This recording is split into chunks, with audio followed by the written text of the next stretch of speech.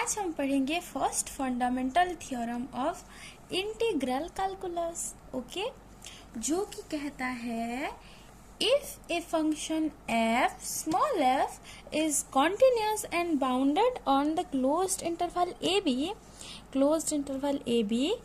then the function capital F, जिसको हम ऐसे लिखते हैं, that is our capital F of x is equal to integration of the function f of t dt from a to x, where a is smaller than or equal to x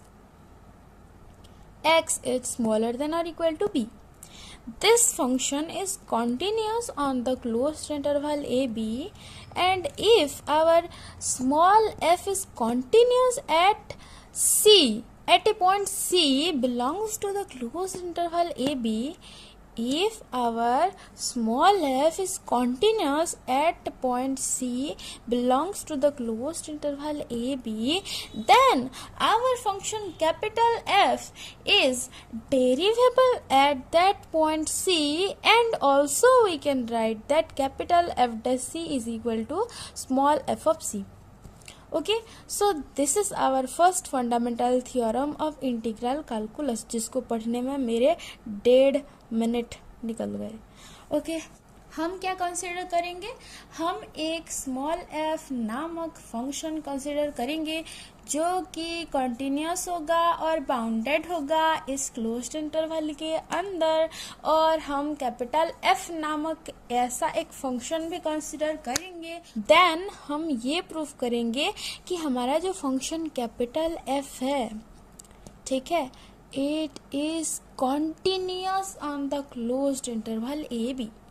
और हमको और एक चीज proof करनी है, that is F capital F dash C is equal to small F of C if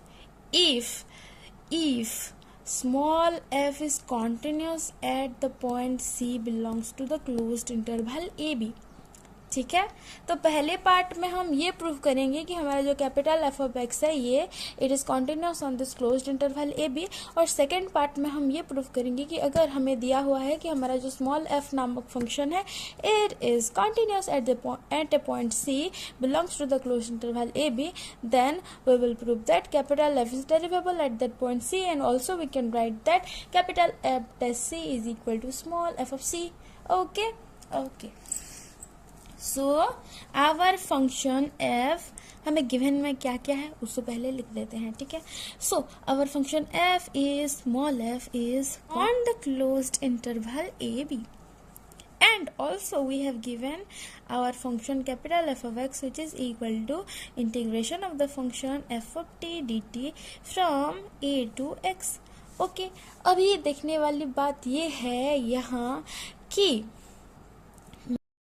इस case में मैंने क्यों F of T D T माना है, F of X D x क्यों नहीं लिखा है, और एक वेरिएबल क्यों घसीटा है इस थ्योरम में? क्योंकि हियर अगर हम ये लिखते हैं कि integration of the function F of X D x from A to X, तब क्या होता कि कुछ नहीं होता, हमको बस डाउट होता, हमें बहुत सारा कन्फ्यूज़न होता और बहुत सारी गड़बड़ियाँ होती हमसे.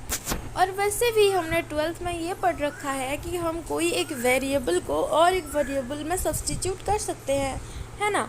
चलो एक एग्जांपल ले लेती हूँ मैं. ठीक है, यहाँ देखो, अगर मैं F of X is equal to क्या एक्स एक फंक्शन ले लेती हूँ. ठीक है, F of X equal to X, इसको इंटीग्रेट करूँगी तो क्या होगा? Integration of X D x from 0 to x. Okay, so this is equal to X square by 2 from 0 to x. हाँ, 0 to x, तो मैं x के बदले में x पुट करूंगी और फिर x के बदले में 0 पुट करूंगी, तो सेकंड वाला वैल्यू 0 बन जाएगा और ये बन जाएगा एक्स स्क्वायर बाय 2. कोई सेंस बनता है? अगर मेरे बात पर आपको यकीन नहीं हो रहा है तो मैं सबूत साथ में लाई हूँ, my lord, that our 12th book मैंने साथ में लिए घूम रही हूँ. देखो, integration of the function F of X D x from A to B is equal to integration of the function F of T D T from A to B. कुछ भी गलत नहीं होगा अगर मैं F of X D X के बदले में F of T D T put कर दूंगी, तो मैंने बस एक वेरिएबल को और एक वेरिएबल में सब्स्टिट्यूट कर दिया है, समझे? वे कितनी बकबक करते हैं आप लोग यार। मेरी तरह शांत रहना कब सीखेंगे आप? अकेले अकेले ही इतने बड़बड़ किए जाते हो। जब कोई साथ होगा बात करने के लिए तो उसका दिमाग ही खा जाओगे, सच्ची बता रही हूँ। छोड़ो। So since our function f is continuous and bounded, so our function f is bounded above and bounded below also. Right? Our function f is bounded above and bounded below also. So we can write that there exists a positive integer k such that we can write that modulus of the function f of x is smaller than or equal to k for all x belongs to the closed interval ab, right? यानी हमारा जो function f of x है it is bounded above। ठीक है, मैं ये लिख सकती हूँ, ये स्टेटमेंट करेक्ट, मैं ये लिख सकती हूँ। Now let we choose 2 points from this closed interval arbitrarily। ठीक है, हम ये जो closed interval है इनमें से 2 points को खींच के लाएंगे, x1 और x2 नामक। ठीक है, let x1 and x2 belongs to the closed interval a b, be arbitrary। Okay, x1 और x2 इस closed interval की कोई भी पॉइंट हो सकते हैं। ठीक है, ये a हो सकता है, b हो सकता है, c हो सकता है, कुछ भी हो सकता है, बस इस इंटरवल में प्रेजेंट होना चाहिए। Okay, and also x2 is greater than x1। ये एक कंडीशन के साथ हम आगे बढ़ने जा रहे हैं। Okay, now our modulus of f of x2, capital f of x2 minus capital f of x1 क्या हो जाएगा? देखो, मैं यहाँ इस केस में x के बदले में x1 पुट कर दूं तो मुझे f of x1 मिल जाएगा। उसी तरह अगर मैं इस x के बदले में इस x के बदले में x2 पुट कर दूं तो मुझे f of x2 भी मिल जाएगा। तो चलो लिखते हैं। सो दिस, इसको हम ये लिख सकते हैं कि this is modulus of integration of the function f of t dt from a to x2, right? Okay, minus integration of the function f of t dt from a to x1, right? अच्छा, इसको मैं क्या लिखूंगी? This is equal to integration of the function f of t dt from a to x2 plus integration of the function f of t dt from x1 to a। That integration of the function f of x dx from a to b is equal to minus of integration of the function f of x dx from b to a. Okay. So this is equal to what? This is equal to modulus of integration of the function f of t dt from x1 to x2। चलो हम इसको diagram की मदद से भी समझ लेते हैं। f of x, okay, let यहाँ है a छोटू सा और लेट यहाँ है b और this height is our k। ठीक है, जो कि सारी की सारी हाइट से वो बड़ा होगा या फिर इक्वल होगा। ओके, लेट यहाँ है हमारा x1 और यहाँ है हमारा x2। Okay, so what is this? Integration of the function f of t dt from a to x2, यानी कि ये जो हमारा ट्रापीजियम है इसका एरिया, ये छोटू सा एरिया। ठीक है, and what is this? Capital f of x1 that, हाँ क्या, हाँ सही है, हाँ कैपिटल f of x2 यानी कि ये जो बड़ा सा मीडियम साइज का ट्रापीजियम है इसका एरिया। ठीक है, ये ट्रापीजियम का area. Okay okay, this small trapezium का area is our capital f of x1 and ये जो बड़ा वाला ट्रापीजियम का एरिया है it is our capital f of x2। Okay okay, अच्छा अभी मैं capital f of x2 minus capital f of x1 कर दूं, यानी कि दिस बड़ा सा एरिया माइनस दिस छोटू सा एरिया, तो मुझे क्या मिल जाता है? तो मुझे मिल जाता है ये एरिया, राइट? ये एरिया बिल्कुल सही, ये एरिया हमको मिल जाता है। और इसको हम क्या लिख सकते हैं? This is equal to integration of the function f of t dt from x1 to x2। Correct correct. अच्छा, अभी और एक बात, क्या मैं ये लिख सकती हूँ कि दिस इज स्मॉलर देन और इक्वल टू कैपिटल के इंटू x2 माइनस x1? देखो x2 x1 से बड़ा होगा, सो ये तो पॉजिटिव होगा, ये भी पॉजिटिव, यानी this quantity is positive. Okay, and देखिए ग्राफिकली भी हम समझ लेते हैं कि ये जो लेंथ है, this length into this length यानी x2 minus x1, this length into this length करूंगी तो मुझे क्या मिल जाएगा? तो मुझे ये रेक्टेंगल का एरिया मिल जाएगा, है ना? ये रेक्टेंगल का एरिया मिल जाता है, जो कि ऑब्वियसली इस एरिया से बड़ा ही होगा या फिर इक्वल होगा. जब मैं एप्सिलॉन एक गिवन पॉजिटिव इंटीजर ले लूंगी such that x2 minus x1 modulus is smaller than epsilon by k. k is a fixed integer, तो 1 by k is a fixed integer. ठीक है, हम एक ऐसा एप्सिलॉन चूज करेंगे for which we can write this statement. If modulus of x2 minus x1 is smaller than epsilon by k, then we can write that this term is smaller than k into epsilon by k, which is equal to epsilon. So हमें मिल जाता है क्या कि modulus of capital F of x2 minus capital F of x1 is smaller than epsilon if and only if x2 minus x1 modulus is less than epsilon by k. Right? Hence we get what? चलो लिखते हैं. सो हमें मिल गया कि modulus of capital F of x2 minus capital F of x1 modulus it's smaller than epsilon if modulus of x2 minus x1 is smaller than epsilon by k. x2 और x1 के बीच में जो डिस्टेंस है, x2 और x1 के बीच में जो difference है, अगर वो एप्सिलॉन बाय k से छोटा होगा तो हम ये लिख सकते हैं कि capital f of x2 minus capital f of x1 is smaller than epsilon. ठीक है, ओके. एंड अगर ये हम लिख सकते हैं for all x1 and x2 belongs to the closed interval A b as we have chosen x1 and x2 arbitrarily, तो ये सारे के सारे all points of the closed interval A b के लिए लागू होगा, है ना? As we have chosen x1 and x2 arbitrarily, so ये जो स्टेटमेंट है ये लागू होगा for all x1 and x2 belongs to the closed interval A B, right? So hence we get what? We get that our function f of x is uniformly continuous.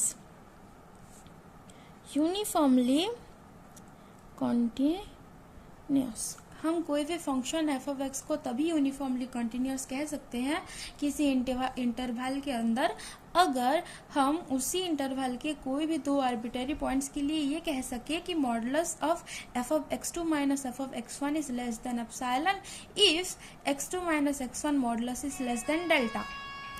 Okay, so hence we get what? कि our function f of x is uniformly continuous. ये हमें मिल गया और hence we proved our first part. अभी second part की बारी कि अगर we have given that our small f is continuous at the point C, then our capital F is derivable at that point C, and also we can write that capital F dash C is equal to small f of C. So पहले हम ये consider करेंगे कि हमारा जो small f है let it be continuous at point C of the closed interval AB. ठीक है, let our function f small f is continuous at point C of the closed interval AB. कोई भी function continuous तभी हो सकता है अगर हम उसके लिए ये लिख सकें कि modulus of f of x minus f of c is smaller than epsilon और x minus c modulus is less than delta. Right, for delta being a positive quantity and epsilon also being a positive quantity. ठीक है, हम कोई भी function f को एक point में तभी कंटिन्यूस मान सकते हैं अगर हम ये स्टेटमेंट लिख सके. ये स्टेटमेंट अगर f सेटिस्फाई करेगा at point c, then we can say that our function f is continuous at point c of the closed interval ab. So modulus of f of x minus f of c is smaller than epsilon for x minus c modulus is less than delta. अभी हमने ये माना है कि हमारा जो function f है let it be continuous at c, और हमको प्रूफ करना है कि कैपिटल एफ जो है it is derivable at point c, right. अच्छा, अभी modulus of capital F of T minus small F of s divide capital F of S divided by T minus s a minus f of c. Let हमारा c minus delta it's smaller than a point s and s is smaller than or equal to c and c is smaller than or equal to c is smaller than or equal to t and t is smaller than c plus delta, यानी कि अगर हमारा number line यहाँ है c minus delta, यहाँ है c plus delta और यहाँ है c, ठीक है। तो हम ये कह सकते हैं कि s और t ऐसे दो पॉइंट्स हैं जो कि c के बराबर होंगे, या फिर s is smaller than or equal to c and c is smaller than or equal to t, ठीक है। ओके, s और t ऐसे दो पॉइंट्स हैं जिसके लिए हम ये लिख सकते हैं। Now we will see this statement. So modulus of this is equal to क्या, 1 by t minus s into modulus of capital f of t minus capital f of s, ठीक है। This minus t minus s into small f of c. This is equal to 1 by t minus s into this. ये क्या हो जाएगा, it is equal to integration of the function f of x dx from s to t। देखो यहाँ मैंने पहले से ही t ले रखा है, इसीलिए मैंने यहाँ x पुट किया है, मैंने यहाँ एक्सपोर्ट कर दिया है। Okay, so this minus integration of the function F of c into d x from f of c d x from S to t. Okay, s c is a fixed number, so f of c is also a fixed number, right. So इसको हम एक constant के रूप में यहाँ लिख रहे हैं। ओके, ये यही होगा, है ना, है ना। अच्छा, ठीक है, तो इसको हम ये लिख सकते हैं कि this is equal to 1 by T minus s into integration of the function f of x minus f of c का modulus into dx from s to t, right. ये ऐसे हम लिख सकते हैं, बिल्कुल ऐसे हम लिख सकते हैं, हाँ ऐसे लिख सकते हैं। नाउ पहले से ही हमने मान रखा है कि this is smaller than epsilon, so this is क्या, ये क्या हो जाएगा, this is smaller than epsilon, यानी कि this quantity is smaller than और इक्वल टू नहीं, स्मॉलर देन, सिर्फ smaller than 1 by T minus S into integration of epsilon with respect to X from S to T, जो कि बन जाता है क्या, 1 by T minus S into epsilon into T minus S, जो कि बन जाता है हमारा epsilon, right. So this quantity यानी कि modulus of capital F of T minus capital F of S divided by T minus S minus small F of C is smaller than epsilon, and hence we get what, limit t tends to s capital F of t minus capital F of s divided by t minus s is equal to small f of c, right। Okay, this means this, right. ये हमने पहले ही पढ़ रखा है कि अगर कहीं पे ऐसा लिखा हुआ है यानी कि यहाँ लिमिट पुट कर देना है, this tends to this and that will be equal to f of c. Okay, so देखो यहाँ हमने पहले से ही चालाक, हम पहले से ही चालाक हैं, हमने यहाँ मान रखा है कि s इज स्मॉलर देन और equal to c and c is smaller than और इक्वल टू t, ठीक है। तो यहाँ क्या हम ऐसे लिख सकते हैं कि यहाँ लिमिट